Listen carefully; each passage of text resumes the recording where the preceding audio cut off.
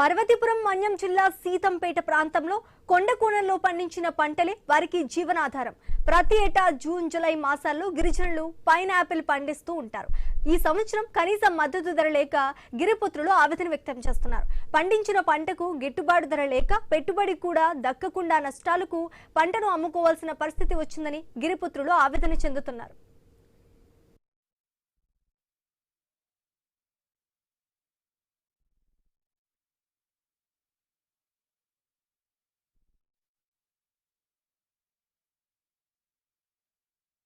మాకు సంవత్సరానికి ఒక పంట ఇది మాకు పండిస్తున్నాము. పైనాపిల్ కానీ అన్ని రకాలు మాకు గిట్టుబాటు అనేది ఎట్లేవు అండి. మాకు తక్కువ 10 రూపాయలు, 8 రూపాయలు, 5 రూపాయలు అడుగుతున్నారండి.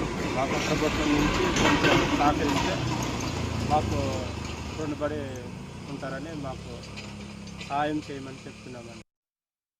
ఇది యాన్లో తీసుకెళ్తున్నాం. కాయలు తీసుకెళ్తే దరారోకి ఒక 10 రూపాయలకి, 5 రూపాయలకి, 7 రూపాయలకి అడుగుతున్నారు. మాకు గిట్టుబాటు లేవు. గవర్నమెంట్ కలుసుకోవాలి మాకు అని చెప్తున్నాను.